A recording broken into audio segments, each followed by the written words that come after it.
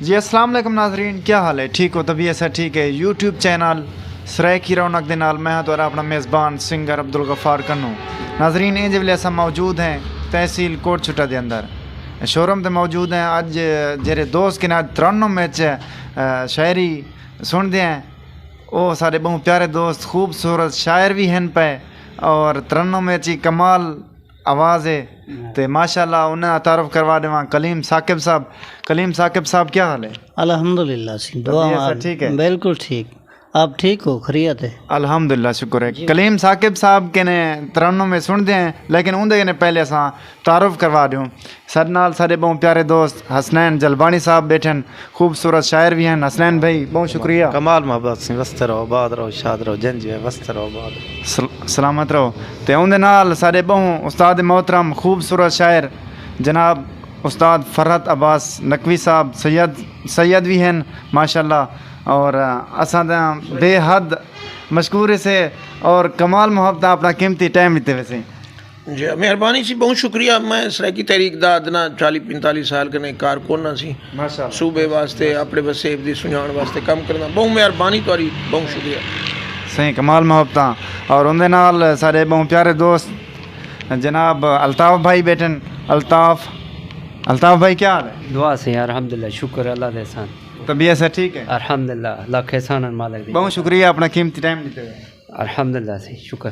اور نال سارے بہت پیارے دوست جناب حاجی ارشد برمانی صاحب بیٹھن۔ ارشد بھائی کیا حال ہے؟ ٹھیک حال ہے، طبیعت سے ٹھیک ہے؟ طبیعت ٹھیک ہے، بہت شکریہ اپنا قیمتی ٹائم دیتے ہوئے۔ اور ادو نال سارے بہت پیارے دوست بیٹھن جنا شوروں میں کیا محمد کامران بھائی، اللہ پاک نے کو سلامت رکھے۔ کیمرے میں ہاتھ ہلا دے سو، ہائے واہ واہ۔ اور ناظرین خوبصورت جی محفل دا آغاز کریں ہیں کلیم ثاقب صاحب کے نے ترنم وچ کلام سن دیں انشاءاللہ۔ آج دی ویڈیو بہت پسند ہو سی۔ کلیم ثاقب صاحب سب تو پہلے میں شکر گزار ہاں اپنے بھائی پیارے سجن عبدالغفار کنو صاحب دا سارے کو لنگ ہیں سارا مان ودائن ہے، تو میں ایویں ایک غزل تمام دیکھنے والے واسطے پیش کرے نا سارے کٹھے یہ محفل سونی جہاں کٹھے دے وچ سید مرشد فرحت عباس نقوی سے بھی تشریف رکھ دیں، حسنین خان جلبانی صاحب، مین جملہ دوستان، تو میں حسب عادت اپنے استاد محترم قبلہ سید احمد راشد سنگھ دا ایک بند تے اپنی غزل جناب ہونی دی بارگاہ پیش کرے نا میں محبت نال۔ ڈوڑھا توری نظر عبدالغفار کنو سے ناظرین توجہ کرے سو چاہ صاحب۔ میری چاہدا یوسف لکھ تھی میں واہ واہ واہ، پیسیت دے وے جگنی واہ واہ، جت پیر ہووی ات خیر ہووی، پے ناز حشر تئیں تگے نہیں، کمال رخ پر تنویر دے جلوے وی، واہ واہ، سہ شمس کمری نہ سگنی، لا کالے ٹکے ٹریا کر،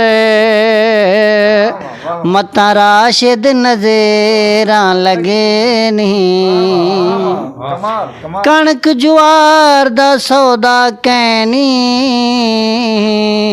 واہ واہ، نقد ادھار دا سودا کینی، ہر کوئی راشد مل گھن گھنے، پیار بازار دا سودا کینی، واہ واہ واہ، کیا بات۔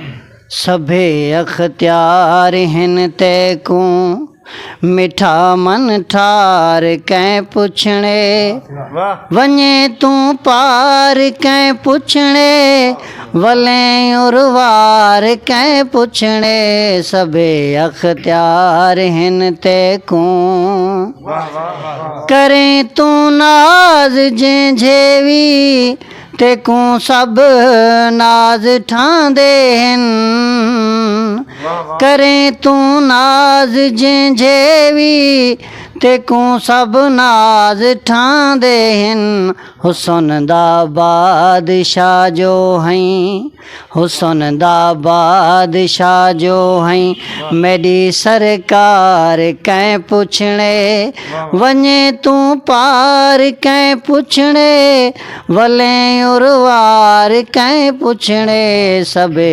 अख्तियार हिन ते को मैं अपने दिल दी धरती दा ते को हाकिम बना छोड़े मैं अपने दिल दी धरती दा ते को हाकिम बना छोड़े हुकूमत कर मेरे दिल ते हुकूमत कर मेरे दिल ते मेरा दिलदार कैं पुछणे वञे तूं पार कैं पुछणे वले उरवार कैं पुछणे सबे अख्तियार हिन ते को जिवें चाहे तू कर सकदी खिलावें यारू आडेवें जिवें चाहे तू कर सकदी खिलावें यारू आडेवें देवें तू प्यार या भावें देवें तू प्यार या भावें करें इनकार कैं पुछणे वञे तू पार कैं पुछणे वले उरवार कैं पुछणे सबे अख्तियार हिन ते को तेरियां झिणकां भी अखियां ते तेरियां गोज़ां भी अखियां ते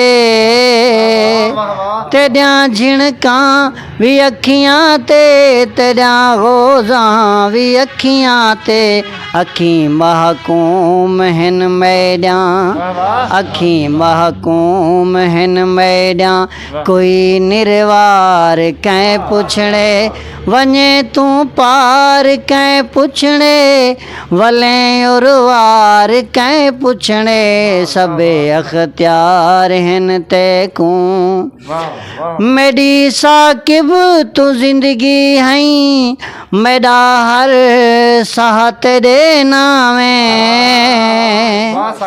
मेरी साकिब तू जिंदगी हई मेरा हर साह तेरे नामे मैं नौकर हाँ तेरे दम दी मैं नौकर हाँ तेरे दम दी तू हई सरदार कैं पुछणे वञे तू पार कैं पुछणे वले उरवार कैं पुछणे सबे अख्तियार हिन ते को मेहरबानी से कमाल मांगता वाह वाह ते भला वाह वाह कमाल है। ये है खूबसूरत आवाज़ सही कलीम साकिब साहब दी।